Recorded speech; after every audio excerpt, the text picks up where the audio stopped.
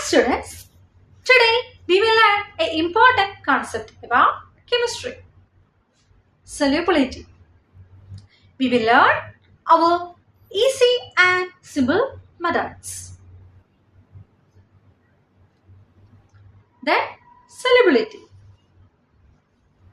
Solubility is the ability of a substances a solute is dissolved in a solvent to form a homogeneous solution.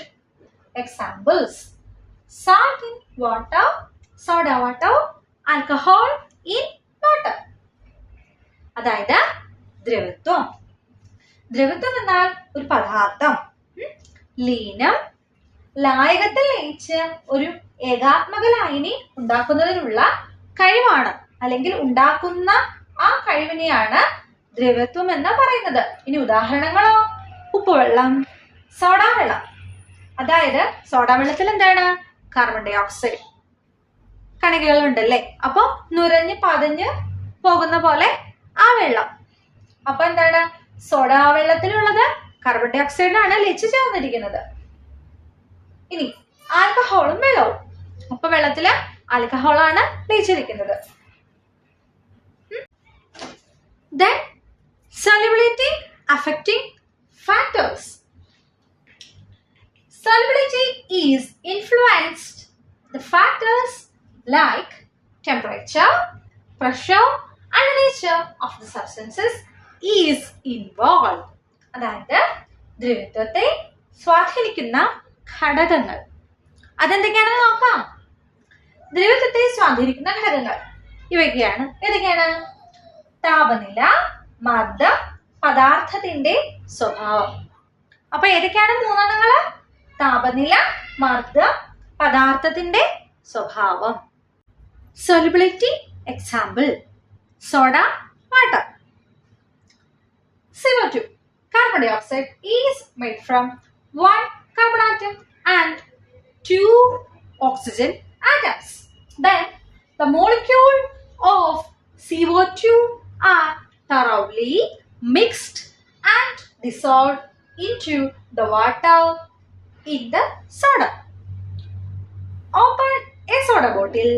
The carbon dioxide CO2 will begin to come out of the soda and into the air. So, ഇതാണ് സൊല്യൂബിലിറ്റിയുടെ example. ഇനി നമുക്ക് പറഞ്ഞു നോക്കണ്ടേ, മനസ്സിലാക്കണ്ടേ? ദ്രവത്വം എന്താണ്? ഉദാഹരണം soda വെള്ളം. Simple ആയിട്ട് നമുക്കത് പഠിക്കാം. എന്താണ്? CO2 കാർബൺ ഡൈ ഓക്സൈഡ് ഉണ്ടാകുന്നത് ഒരു കാർബൺ ആറ്റവും രണ്ട് ഓക്സിജൻ ആറ്റവും ചേർന്നാണ്. അപ്പൊ CO2 എന്തൊക്കെയുള്ളത്? 1 carbon and 2 oxygen atom. അതിനല്ലേ ഇവിടെ പറഞ്ഞേക്കുന്നത്. ഒരു കാർബൺ ആറ്റവും രണ്ട് ഓക്സിജൻ ആറ്റവും ചേർന്ന് CO2 ഉണ്ടാകുന്നു. ഇനി ഈ CO2 തന്മാത്രയെ നന്നായി വെള്ളത്തിൽ ലയിപ്പിക്കുന്നു. സോഡ വെള്ളത്തിന്റെ കാര്യമല്ലേ പറയുന്നേ. അപ്പോ ഈ കാർബൺ ഡൈ ഓക്സൈഡ് വെള്ളത്തില് പരിപൂർണമായിട്ട് ലയിച്ചു ചേരുന്നു. അങ്ങനെ ആ ഒരു പ്രത്യേക മർദ്ദത്തിൽ അതിനുള്ളിലേക്ക് ആ കാർബൺ ഡൈ ഓക്സൈഡ് ലയിച്ചു ചേരുന്നത് കൊണ്ടാണ് അതിൽ ആ നുരയും പതയൊക്കെ ആയിട്ട് ആ സോഡ വെള്ളത്തിന് ഒരു പ്രത്യേക രുചിയും മണവും ഒക്കെ ഉണ്ടാകുന്നത്.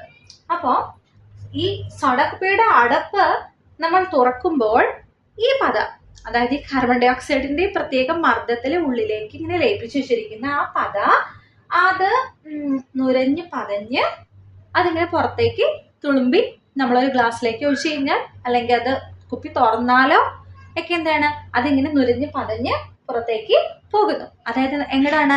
അന്തരീക്ഷ വായുവിലേക്ക് ഈ CO2 പോകുന്നു. CO2 എന്താണ്? ഗ്യാസ് ആണ്, ഇല്ലേ? ഒരു വാതകമാണ്. അപ്പൊ അത് അന്തരീക്ഷ വായുവിലേക്ക് പോകുന്നു. ബാക്കിയുള്ള വെള്ളം എന്താണ്? ചെറിയ നുരയും പതയൊക്കെ ആയിട്ട് ഗ്ലാസ്സിൽ കിടക്കും. അതല്ലെങ്കിൽ എന്താണ്? നമ്മൾ ആ തുറക്കുന്ന ബോട്ടിലായാലും ആ ചെറിയൊരു നുരയും പതയൊക്കെ ആയിട്ട് ആ ബോട്ടിലിനുള്ളിൽ ഈ വെള്ളം കിടക്കും. അപ്പൊ ഏറ്റവും സിമ്പിൾ ആയിട്ടുള്ള എക്സാമ്പിൾ ആണ് സൊല്യൂബിലിറ്റിക്ക് ഈ സോഡ വാട്ടർ എന്ന് പറയുന്നത്. പക്ഷെ ഇത് വളരെ ഇമ്പോർട്ടൻ്റ് ആണ്. എന്താണ് ഇമ്പോർട്ടൻ്റ് ആവാൻ വളരെ പ്രാധാന്യം അർഹിക്കുന്ന കാര്യം എന്താണെന്ന് വെച്ചാൽ ഇവിടെ വെള്ളത്തിൽ ലയിച്ചു ചേരുന്നത് ഗേഷ്യസ് ഫോം ആയിട്ടുള്ള കാർബൺ ഡൈ ഓക്സൈഡ് ആണ്. അപ്പൊ അത് തന്നെയാണ് ഈ എക്സാമ്പിൾ വളരെ ഇമ്പോർട്ടന്റ് ആണെന്ന് പറയുന്നത്. അപ്പൊ ഈ ഭാഗം മനസ്സിലായില്ലേ? Solubility and insolubility.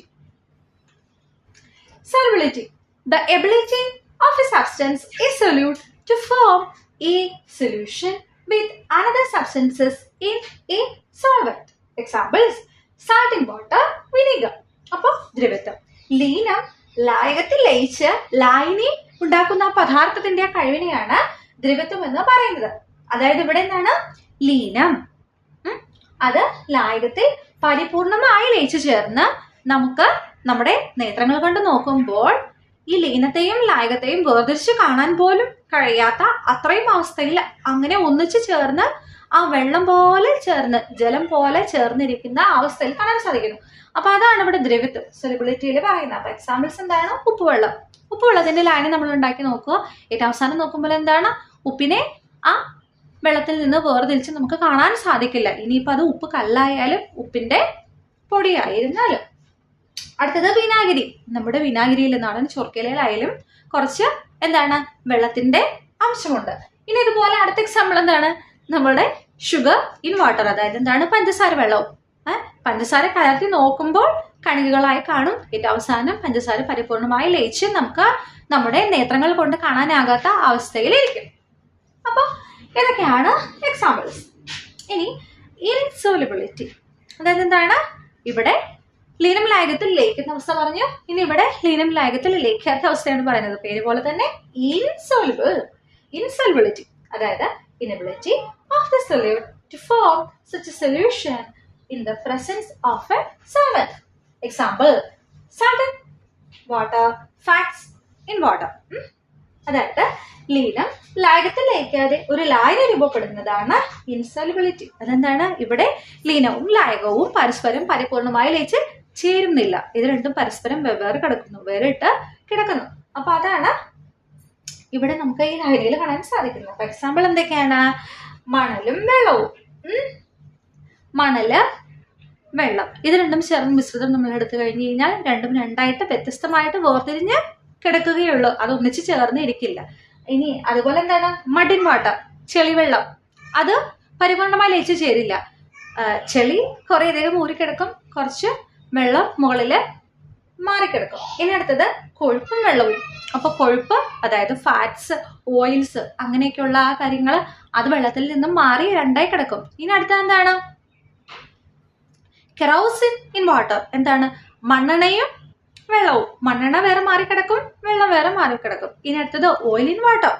നമ്മുടെ അടുക്കളകളിൽ നമ്മൾ കാണുന്നില്ലേ, ഇത്തിരി വെളിച്ചെണ്ണയോ എന്തെങ്കിലുമൊക്കെ വെള്ളത്തിലേക്ക് നമ്മൾ അറിയാതെ വീണ് പോയാൽ എന്താണ്? വെളിച്ചെണ്ണ മാറിക്കിടക്കും, വെള്ളവും മാറിക്കിടക്കും. ഇനി